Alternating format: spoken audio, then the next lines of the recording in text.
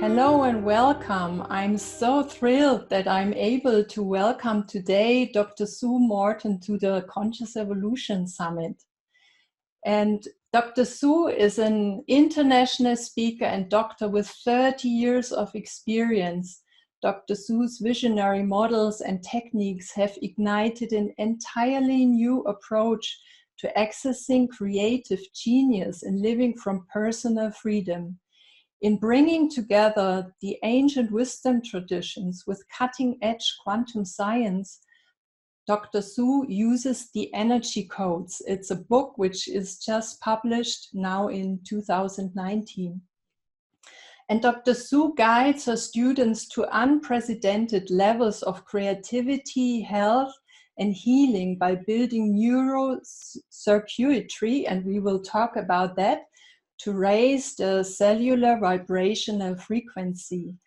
And Dr. Sue, maybe just in the beginning, you can share a bit, how did it happen that you engaged in energy work as a doctor in hospital? Oh, thank you. It's a pleasure to be here, and I always love to delve into these conversations and weave them together in a variety of different ways. I would have to say that I came to energy medicine quite honestly. I was raised in a family environment where my father was a pioneer in energy medicine. He was one of the cutting edge researchers in the idea that the electromagnetic energy field was the healing essence of the body, and our mind and emotions had a tremendous impact on how that energy field could flow through the body. And so the relationship between mind and body and this invisible electromagnetic energy, which the spiritual world would call spirit and the scientific world would call energy, was basically necessary. This interweaving of all of our faculties had to happen in order for healing to take place, to resolve subconscious interferences from unresolved emotion. And by doing so, people began to heal. So I grew up watching people heal by means of other than surgeries and medications and radiations, etc. So I have never gone to the doctor myself and taken an antibiotic in order to heal something. I've never been on a prescription drug of any kind. So it is it's interwoven into my cellular structure. It isn't really just a revelation that I had later in my career. So I've been working with patients and clients for more than 30 years in this realm of self-healing and ultimately awakening to our great power as healers. And that's what I travel the world and teach people how to do. Wonderful. And I just also remember from another interview I was listening with you, Dr. Sue, that you yourself had already a few years ago really a deep awakening experience, and where you thought it should be possible to kind of really come back to this state of consciousness, and you tried several things. Maybe you can share a bit about this journey. Certainly. So this is really a bridging of science and spirituality, in that I was raised in the scientific community of recognizing that energy was the healer, and that the electromagnetic energy that builds the nervous system is actually what is the master system. And so I've been working with people regarding this master system, as we mentioned, for decades. And all the while, I also always felt that there was something else that I was supposed to be doing in addition to that. And I didn't know what it was. And I was led into meditation actually because of being a highly performing, kind of perfectionistic, stressful kind of personality. I started seeking how to learn to meditate. And in my practices of learning to meditate, I instantly started having transcendental, multidimensional experiences in my consciousness. And so I awakened. Actually, I just noticed here, I have a poster that I use for another course that I'm teaching right here. So I'm just going to hold it up and show you that basically I woke up here, illuminated in my own consciousness, versus operating as this human system here in the nervous system, basing a life on our five senses. I recognized a version of all of us that exists as this multi-dimensional being and state of consciousness. And so I spent the next 10 years of my life trying to recreate that experience, and finally figured out how to do it. And most of it was having to learn how to not try, but to allow the mind to expand into higher states than what our typical belief system has us walking around thinking reality is. So it was a transformational experience by far, one that is typically reserved for the very practiced and refined yogic meditator. And I sat down and almost instantly had this experience. So I didn't have the tools or the skill set to manage it or to understand it. So I turned the next 10 years of my life into really a living laboratory to figure out how to recreate it. And the significance to our conversation here is that as I figured out how to recreate that state of consciousness for myself, accessing it on a regular basis, I started healing migraine headaches in my own system that I had been plagued with for years. And they finally just disappeared as soon as I remastered how to regain access to this higher state of consciousness.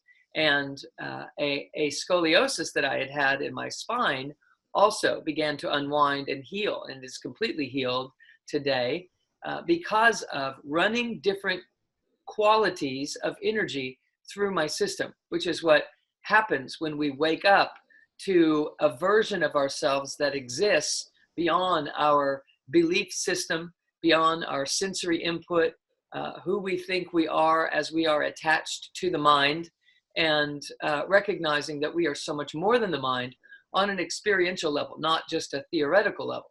So putting all that together is what I've done in my new book called The Energy Codes that released just this past March. And I'm teaching people how to access that same information in a step-by-step manner so that we can all have this ability to unattach from the mind and sit down as the true essential self that has a mind and has a body and can operate in this life in a much more masterful way. Mm-hmm. And I just have a question while I'm listening to you, because in my experience, it's often also about kind of really letting go of not just the mind, but it seems to be all bodily attached sensations as well, to be able to shift to this other dimension. Is this also your experience, or how would you describe it? Yes, when we still the mind enough, we are no longer run by a certain bandwidth of energy frequencies, and we're able to access a higher and a deeper bandwidth of energy frequencies, which is basically more expansive. So we're living in this bandwidth of energies like this, and ultimately we have to access a bigger bandwidth if we really want to understand who we are. And so yes, it is a matter of releasing attachment to the body and attachment to the mind, but that's a conversation about enlightenment, and enlightenment is essential for us to recognize who we are truly. But the thing that allows us to heal is actually embodiment.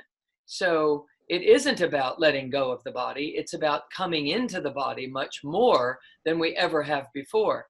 We've been living with one foot in and one foot out, and that's why we struggle. That's why we're in pain. That's why we only perceive a portion of what is actually true about us and about the world and about possibilities and about our ability to heal or to create the life that we're destined to be living.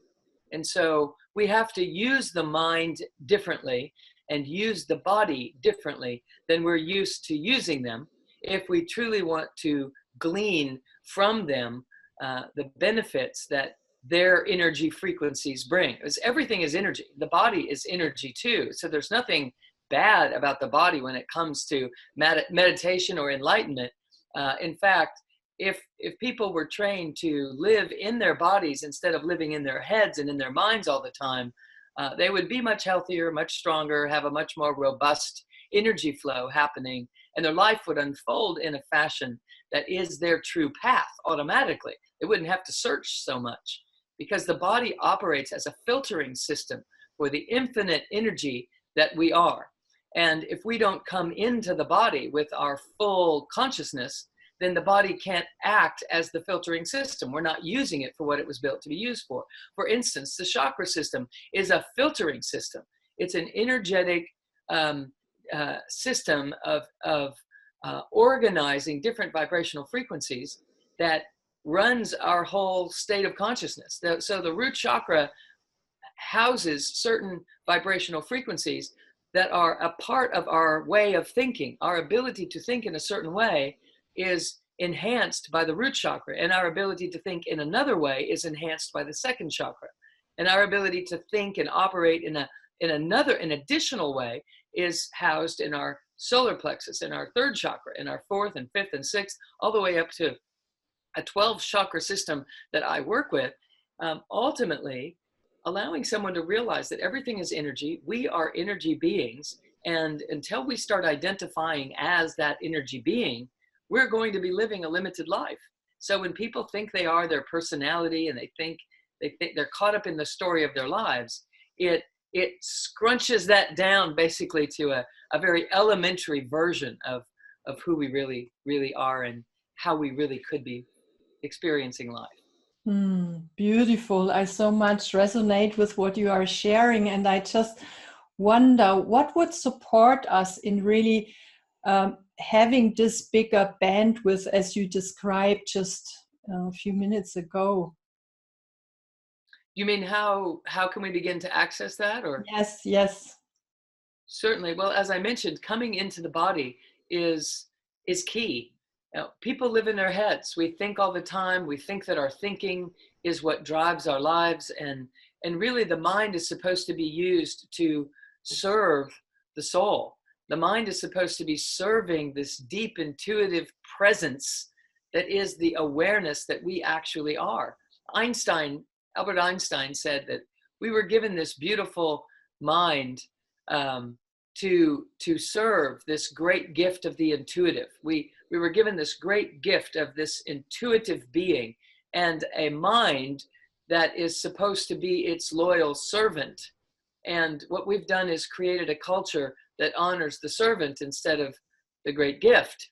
And so instead of being intuitive beings, we've become thinking beings. And then we think that if we just think better, we'll be better off. Well, that's true, but it's only this much better versus, this much better, an entirely different reality if we would allow ourselves to become who we really are, which is this incredible intuitive being that is multidimensional, that has access to infinite information, that has always been here and will always be here, is an eternal being, and has collected wisdom in this grand state of consciousness for the millennia.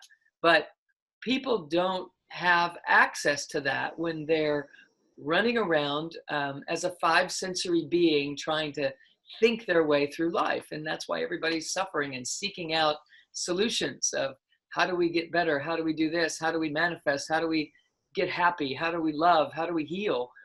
All of that would be happening if we were to come fully here. We're energy beings, we're spirit beings, and we set out on a journey to take a body, become a human being, and bring our consciousness here to the third dimension on the frontier of evolution. So this is what we're doing here. But what happens is we get partway here and we abandon the journey and start seeking back towards spirituality. We are spirit, but we're seeking spirit. And that's why we never find it, because we are what we're seeking. So my advice to everyone, I travel around the world and teach coursework and seminars, and have a whole body of a whole school that teaches people how to do this. So it isn't something that I can teach you in a few moments, but I can certainly give you some pointers of how to start the journey. The point is we have to come into the body, stop living in our minds, living in our heads, and start to breathe in our bellies and start to open up in our hearts and drop down into the core of our being. So for right now, for instance, if everyone that's watching would recognize that their energy is actually dispersed into the room that they're sitting in, onto the computer screen that they're looking at, and their energy is dispersed. And the invitation is to call your energy back, just quicken it back onto yourself. Just call your energy back onto you. And you might notice a shift in how you feel in your body. And then just disperse your energy again. Throw it onto a thought, something that pushes your buttons, someone that upsets you. Throw it onto an object in the room. And notice how your energy feels different in your body when you do that.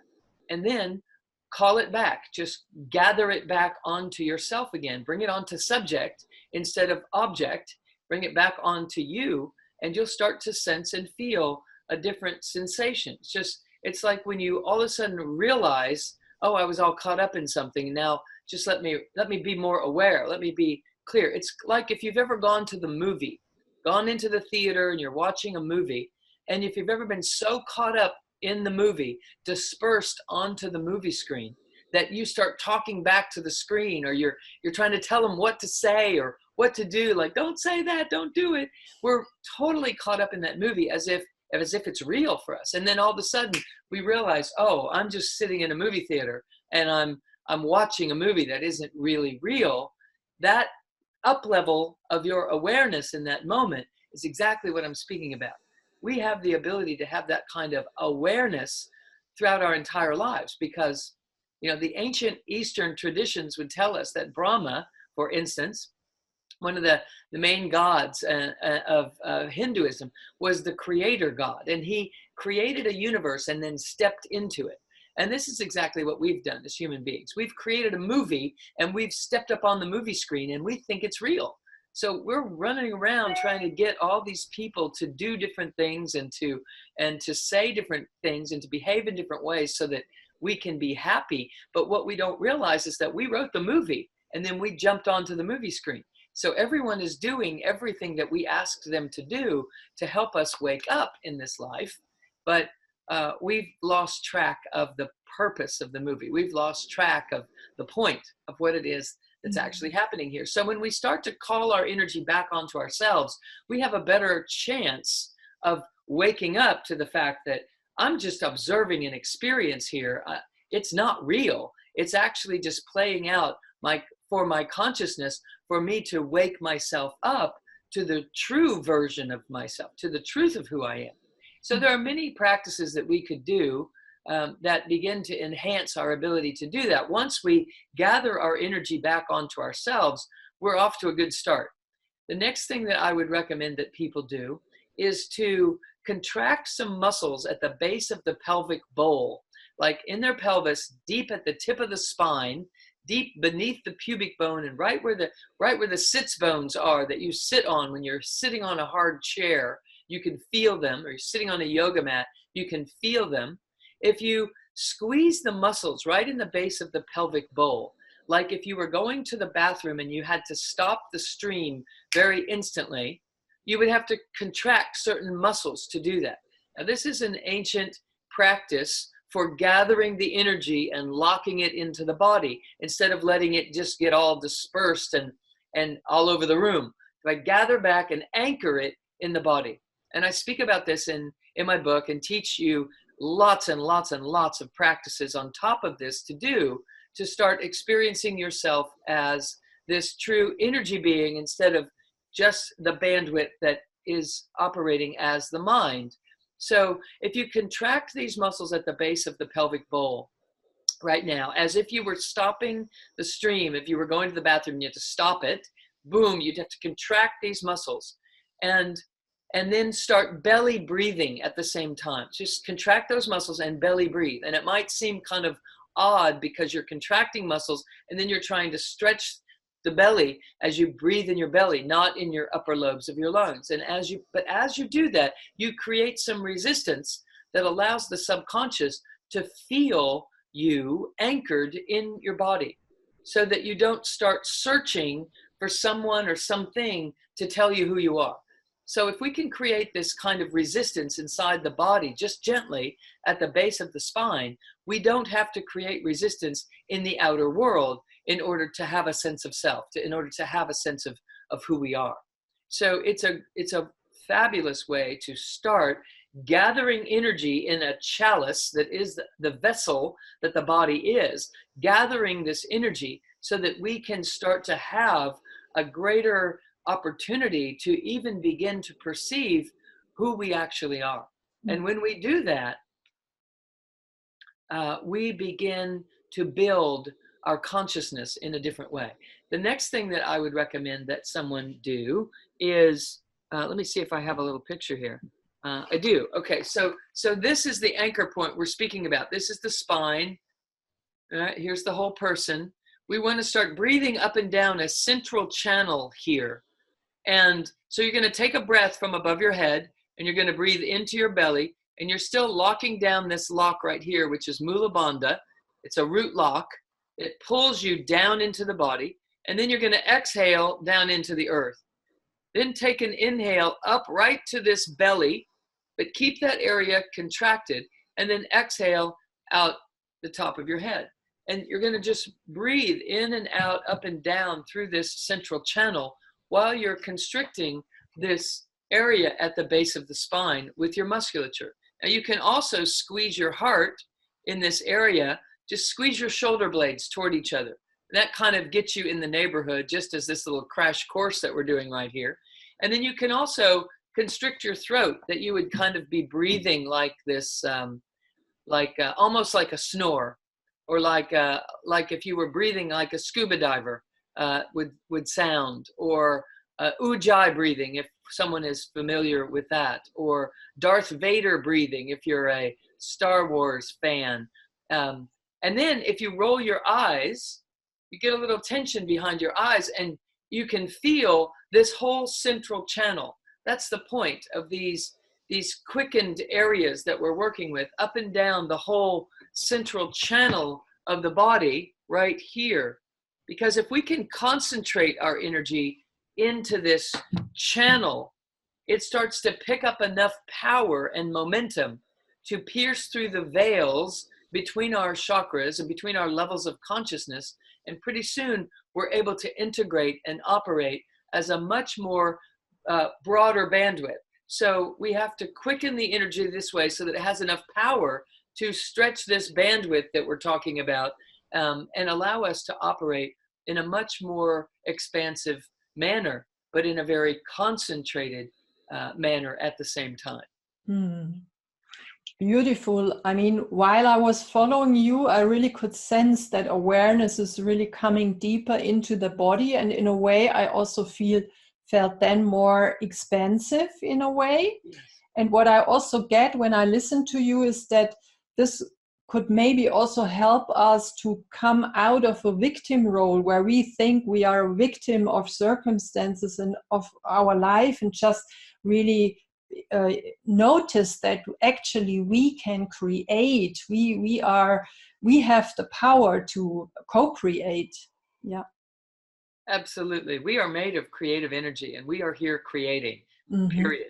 And Every single thing that we are experiencing is our creation. And we have been taught to think very differently about it. And we get so much positive feedback in the perspective of being a victim. We commiserate with each other. We hug each other for the horrible times that we're going through, and we focus on, not to say that isn't a wonderful thing to do. Of course, it's needed when it's needed, but the whole purpose of this life is to wake up to the fact that we are absolutely creating 100% of our experience. Quantum science is proving it beyond the shadow of a doubt that we find what we're looking for. And when we're not consciously awake, we create things unconsciously, but the creation itself is to wake us up. So we might find ourselves in a situation where we're in a relationship where someone is abusive or abrasive, or we're not heard. We don't get our needs met. It's not a loving environment. And we may have to wake up and find our voice to create a better relationship inside of this. Or we may have to wake up to the fact that we don't have to stay in such circumstances while we're building our ability to create the life that we want. Maybe we have to remove ourselves from circumstances that are unkind or unhealthy. But all of it is nudging us toward waking up to our power to choose and our power to generate our life experience. Now, that's just on a real practical, fundamental level. But quantum science is showing us that it's true on every level of our lives, that if you're looking to see if a situation is this way or this way, the answer is yes, right down to the tiniest particles of our material manifest world that is measurable, that when we're looking at quarks and neutrons and photons and protons and the tiniest particles that are measurable, that when we measure them to see if they are mass or if they are energy, which are two opposing realities, the answer is yes.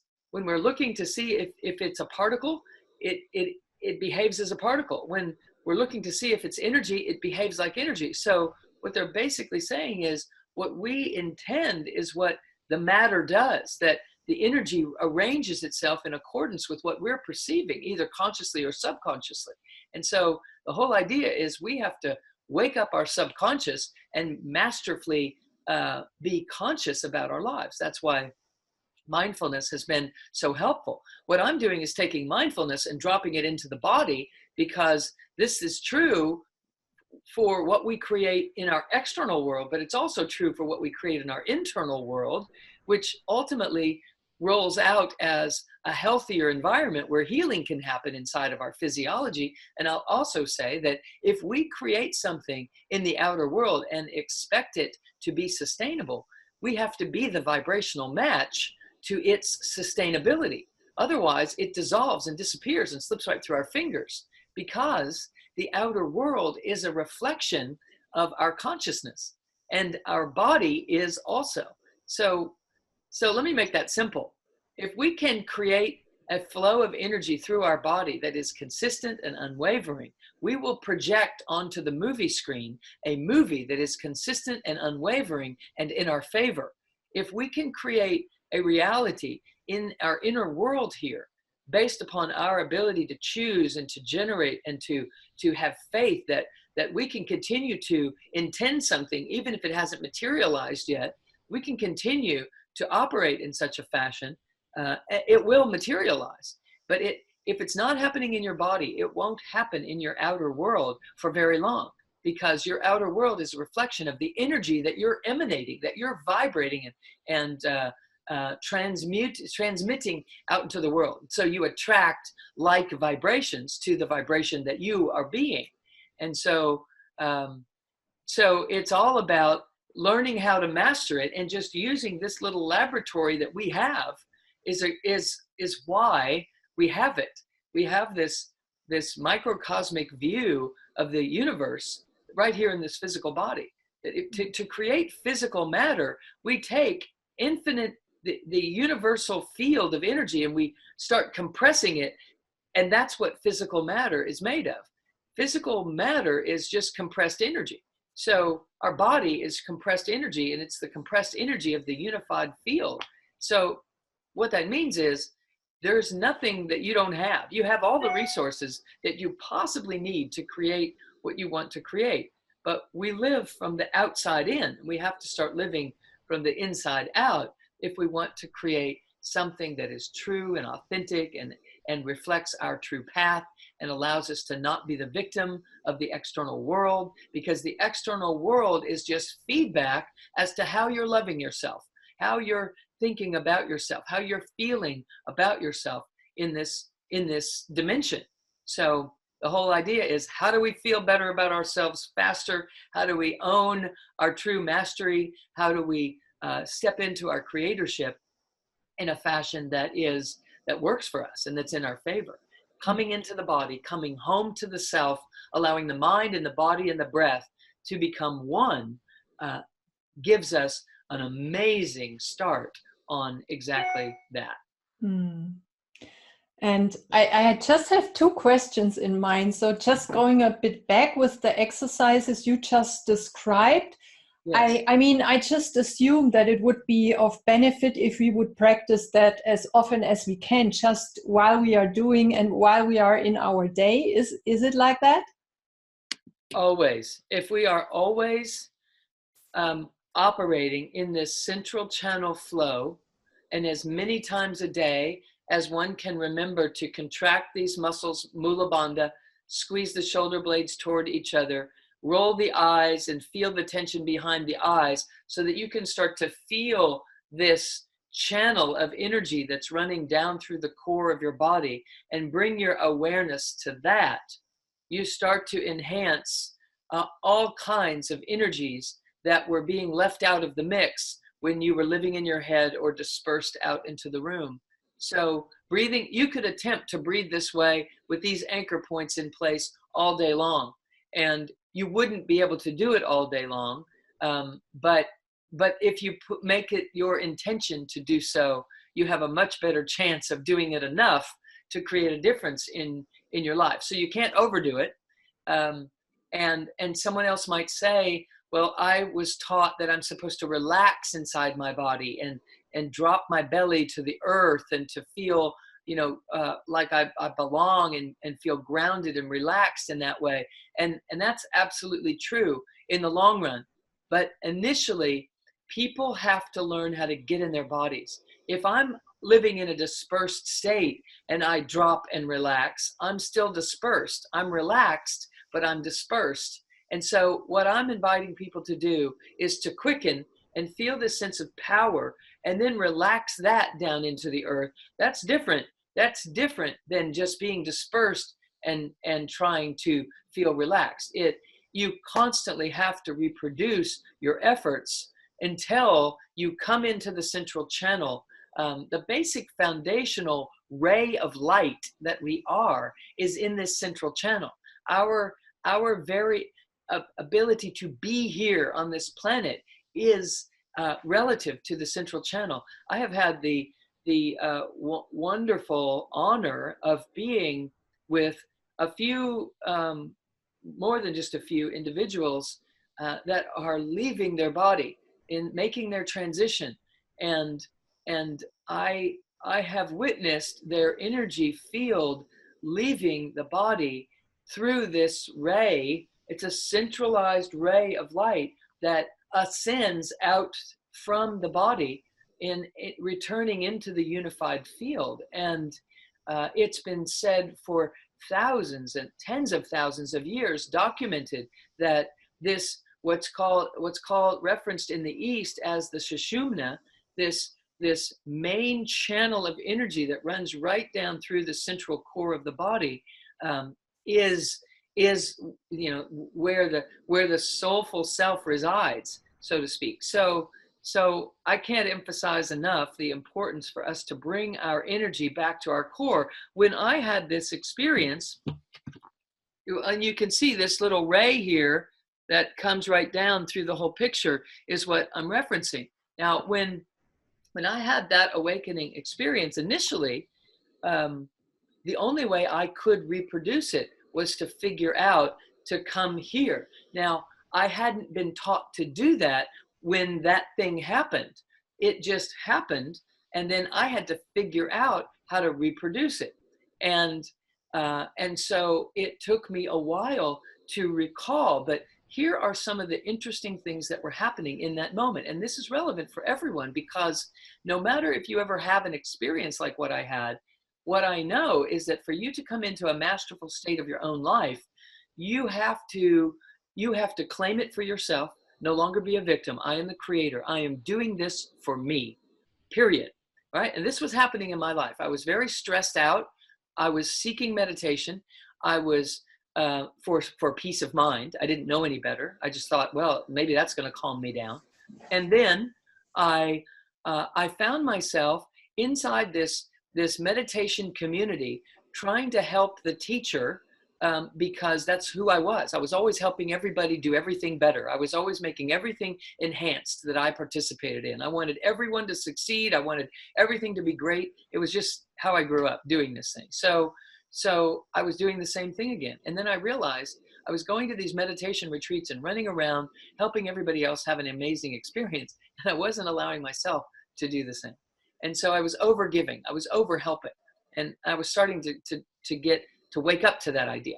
So I decided, instead of running around in the background, helping everybody else, these 300 people that were sitting in this big ballroom, having a lovely experience, instead of me running around, running errands for this teacher and trying to make it a really great experience for everybody, I just decided, no, I'm going to do this myself.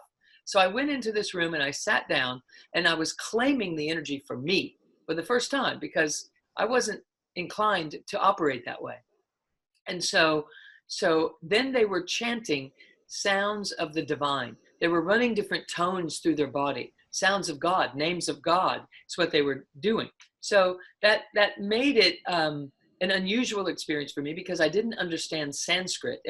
And so, but the point is this: there are certain sounds that open up your body. There are certain sounds, because everything is energy, and energy is vibration, and vibrational frequency is sound, etc. So I was running these sounds through the body, which were opening it up, all the while becoming a greater vibrational match to a higher frequency, version of who we are. I was claiming it for myself. I was breathing slower than normal, because they were chanting a chant that you had to hold the notes really long. And so I was struggling to hold the tone that long, because I was used to breathing up in here really fast and super performing, get everything done, high task master type of person. And here I was slowing down my breath, focusing on me, and toning vibrational frequencies that would allow my body to relax, but to open to a higher frequency. And so in that instant, boom, I lit up beyond the thinking mind. And here, if this will be helpful. The mind operates like this. It just thinking. And the truth of you is like this, slow moving, right? So we have this fast mind, and this is the true self, and they don't get along. So this is like a ceiling fan spinning so fast, you would never stick your finger through it, or it would cut it, it would hurt you. So we just stay down here underneath the thinking mind. So what meditation does is it allows us to slow the mind down until we can get through there and experience ourselves higher than the mind.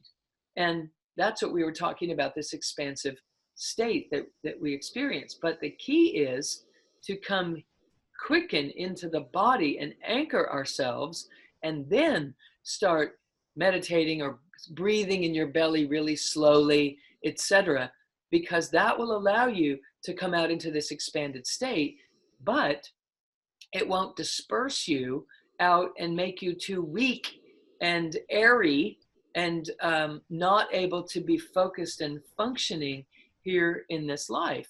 So it seems elusive for so many people, and it doesn't have to be. It doesn't have to be a difficult thing. We can awaken to ourselves beyond our thinking, analyzing, worrying, fear-based mind. We just have to learn some skills to do that. So Mula Bandha, anchoring at the tip of the spine, breathing up and down this central channel, slowing your breath way down, and intimately claiming a different life for yourself. Come into your body, come into your belly, come into your heart with your conscious concentration, tenderly, slowly, intensely, but intimately. Be present for yourself in your body. What will happen is the energies will start to fire together and shoot together and start to rush up and down through your body automatically, and begin a healing process that allows you to heal on the emotional level, to heal on the mental level, to heal on the physical level, and to reintegrate on the spiritual level who we really are, and to have a sense and a felt sensation of that. And that begins to settle the subconscious mind like nothing else. And that's when healing can begin. And then in a way, kind of healing is like a side effect. We are not focused on the healing. It just happens because we create this inner attitude and atmosphere in a way. Exactly. I say this dozens of times, that healing is a byproduct of revealing your magnificence. Once you discover your magnificence, your true soulful self, your true essential self, the real you, we've been living as a false self and we don't even know it. And once we begin to recognize the true self, we begin to heal as a byproduct. So when we start trying to heal a problem, we're focused on the problem. And all that happens is we generate more of the problem, which is a whole error in our health system, where we're shooting out diagnoses and now we're just doling out medications to cover up the symptoms of our issues. None of that has anything to do with healing, for the most part. And what we have to do is stop that runaway train and start to get in charge of ourselves, get in charge of our lives. And I've taken big measures to create responsible ways for people to begin that journey without having to be afraid of, undoing something that they're dependent on at this point, whether it's a prescription drug and a regime that you're on, or an addictive behavior that has gotten into place because of trying to compensate for the pain that we are in, all because we're living in a splatted, dispersed reality and trying to make do the best we can with it. And there is an effective way to go about doing that, and that's what I'm trying to teach people in my book. And the book is being translated in German, I'm very happy to say, and translated into 10 different languages just in the first 2 months that it's been out. It's called The Energy Codes, and it looks like this in the US and written in English. But I've also seen the Swedish version has a different cover on it, so I imagine that it will show up in different appearances around the world in the next several months as the publication is spreading around. But I do want you to know that it is a collection of tools that you can utilize in a step-by-step manner to pull yourself back, anchor yourself in the body, clear up your subconscious issues that have you locked into this believing box that I'm not enough, that it's going to be too hard, or I can't do this, or that I'm a victim of my circumstances. Those things are absolutely not true. But we have to rearrange our orientation of who we think we are in order for this vehicle to do what it's here to do. But we're built to transmute the illusion into reality, to transmute painful experiences into beautiful, loving experiences. We're built to take a difficult situation and turn it into something that empowers us. I mean, the two words which pop up when I listen to you is really self-love and self-empowerment. It seems to be very central in what you share. It's definitely a byproduct of what we're doing here. Yeah. We are supposed to we're made of love. If you take the unified field of energy, which is what we compress and create physical matter, on that journey of compressing, the moment you begin compressing it, the first vibrational frequency that gets generated is the vibrational frequency that we call love. So we're made of love. We just keep compressing it until we generate this physical form that we're in. So it's literally impossible to not be loved because we're made of love. But we're attached to our mind, and our mind's job is to separate things and to make distinctions between things and to know the differences in things. And because we're attached to the mind, we think that's who we are. So we feel different from other. We feel like we don't belong. We feel isolated. It's because we're attached to the mind. And so what we have to do is peel ourselves off of the mind and sit back down on the truth of who we are, which is this soulful self that has a mind. And the mind is supposed to serve us, not control us. So it's like we have to trade places. And so I'm teaching people how to do that in the Energy Codes coursework.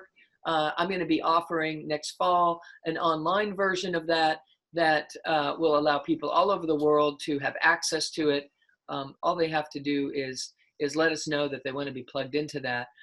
If you live in another country and you can't make it to the US to one of my live events, I'm also interested in traveling to Australia and into Europe. So if anyone knows of groups of people there that gather for that, I'm certainly open to making this work available to everyone everywhere. Wonderful.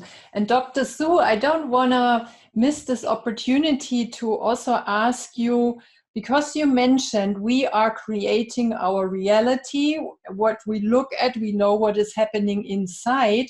And can you just address kind of the issue? Sometimes on a conscious level, we have, let's go, maybe we think we are valuable, we can have lots of money, but subconsciously there is another program running. And can you maybe talk a bit about this situation where we are kind of different messages on different levels in ourselves?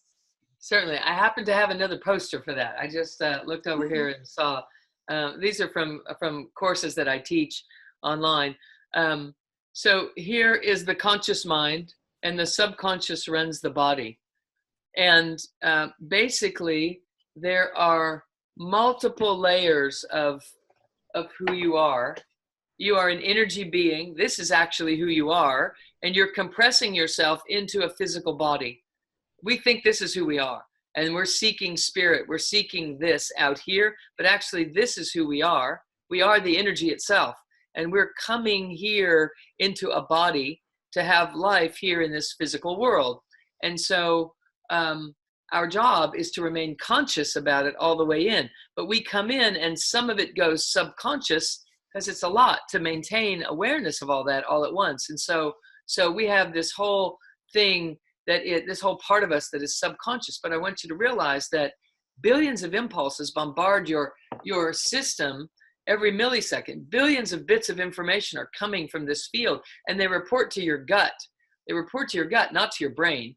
They report to your gut. So they report here, and then they rise up here to your consciousness. But here's what happens. We have too many stresses in the course of our lives, and the trap door between our conscious mind and our subconscious slams shut. It's like if you see a bear, that message comes in here and it gets shot back here to memory, and the body looks up what bear means, and it says, run for your life. Okay. And then when the bear goes away, we see that the bear is gone. That information comes over here to the memory banks, where we look it up and we study what we do when a bear goes away. And it says, okay, coast is clear, relax and heal and be creative and have a happy life, right? Then another bear comes along and sends us over here. Now in our lives, we have too many bears. We have emergency bears, we have imagined bears, we have past experience bears, we have chemical imbalance bears, we have, you name it. Okay, so we have all kinds of bears that overload the system so much, it throws us down into this emergency mode so much that it short circuits the system. It's just overwhelming, and a trap door slams shut. And the last message that got through was emergency mode. Now the trap door is slammed shut, we're stuck in emergency mode. Even if the bears go away, we're still caught up in this fight or flight response, no matter what we do. So what we have to do is get the trap door to open again, so that when we see that there are no bears, we see that it's okay to relax, we see that it's time to go to sleep at night, we see that we're on vacation, our body actually responds as if that's true. And so we now have these two worlds becoming one world. And that's when healing happens. Because if we're stuck in fight or flight 24 hours a day, the body is not healing. We're not healing in this perspective. And so if we're not healing, we then think we're not capable of healing. We start reaching for medications or whatever the case may be. So we have to do anything and everything to open this trap door in every way that we possibly can. And meditation, the breath work that I teach in the Energy Codes coursework is one of the fastest ways I know to open that trap door. I also teach hands-on treatments for people who want to treat other people and open this trapdoor in rapid fire. And that's the work that my father developed that is the only healthcare that I've ever had. And, you know, information on how to do that can be found at my website at drsuemorter.com as well. All of which is designed to get us operating in a healing, creative, genius fashion rather than operating in this survival, victimized, fight or flight way of being. It's time for that to be done.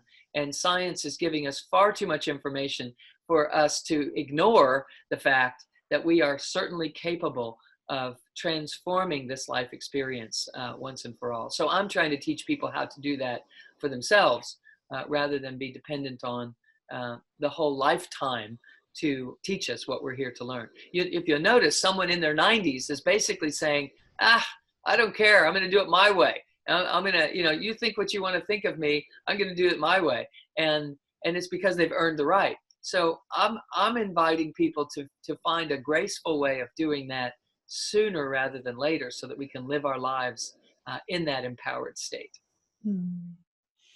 Thank you so much. I mean, for me, it was such a rich conversation. And I just want to give you the opportunity before we end to, if there is any last idea, any last sentences you haven't shared yet, just take the stage and... Sure, absolutely. So, the one thing that I want everyone to realize is that there is nothing broken. There's nothing wrong. There's nothing missing about you. There is nothing that you don't have. You just don't have access to it yet with your mind. So you're not aware of the amazing gifts that you already are and the wholeness that resides right inside of you. And so the fact that you're seeking enough to be on this summit is a great sign, because it means that there's more, you're onto it. It's just a matter of landing inside yourself with these initial anchor points. And there are so many more tools that are available to you that I would love for you to be able to experience. And you can get to those tools by reading my book, The Energy Codes. You can also go to my website, drsuemorter.com/order the energy codes, and you will be able to get additional meditations and classes that I teach along with that. But inside the book, I also have all kinds of videos that you can go to, that links that you go to give you video demonstrations of everything that I'm teaching. I've created it in such a fashion that there's no way you can't learn how to do this. It's right here for you. So I know that we have a tendency to think there's something missing, there's something wrong, and we start seeking all kinds of things outside of us. And the answers are in here, but it isn't enough to just know that they're in there, because if that was enough, you'd have tapped them a long time ago. So I'm teaching you a step-by-step process of how to tap that eternal wisdom that you're made of. And it's all collected and concentrated right here inside your system. You're made of it. And as you learn to do that, and if you don't get this book and you don't pursue coursework with me, that, I completely get it's not time for that for you. But if you will do this Mula Bandha that we're speaking about, this root lock at the base of your pelvic bowl and central channel breathe, and come home to yourself in an intimate way while you're breathing, inch by inch by inch, all the way up and down your system, you're going to land in the places of your body where the body is trying to tell the mind that if you would build some circuits right here in this area, you would have a greater sense of self. You'd have more self-esteem. And here's what I mean. The next time you're in an upsetting situation, and this may be the most important point of our whole conversation today, the next time you're in an upsetting situation, instead of going into your head and trying to figure out, why did they say that? Why is this happening in my life? Just know they said it and it's happening in your life in your favor. It's trying to help you. And if you can't figure out how it's trying to help you, do this instead. Take your attention to your body and notice where there is a surge of energy. There's going to be a lump in your throat, a knot in your stomach, tightness in your chest. Something's going to be happening in your physical body in that moment that's trying to tell you, right here is where we don't have enough circuits to keep this flow flowing. And so it's hitting up against a wall or a gap, and it's causing this lump in your throat, knot in your chest, knot in your stomach or something, some kind of charge in your body. And if you squeeze it back and let it know you're onto it and that you're willing to build the circuits, you hug it back and you start breathing up and down the central channel while you're squeezing this area that got your attention in the middle of the upset. It might be in your gut, might be in your chest, in your stomach, in your throat. It doesn't matter where it is. You squeeze it back and start breathing up and down the central channel until you feel it start to relax. Because what you're doing is you're building circuitry right now to be able to manage situations like that in the future without them bowling you over, without them splatting you and dispersing you again.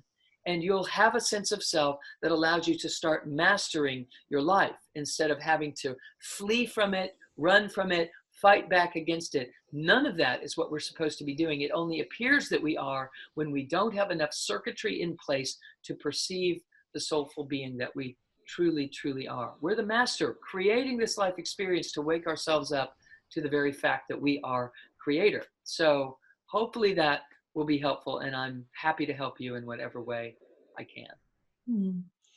Thank you so much, Dr. Sue. I mean, this for me was so inspiring, and I really value also a lot your beautiful, practical, simple, and yet powerful exercises which you just shared. And I will provide all the links to the book and to your website. And I hope you in the audience watching our conversation, you also got really touched by what you heard from Dr. Sue. And I guarantee you, because I practiced just a few of these exercises when I heard it, and I already in this moment, I could sense a difference, and practicing it really on a regular base, it makes very fast a huge difference. So thank you very much for taking your time and being part of the Conscious Evolution Summit, Dr. Sue. My pleasure. My pleasure. I look forward to being of service in whatever way, and I hope I get to meet some of these fine people person to person someday. So blessings to you all.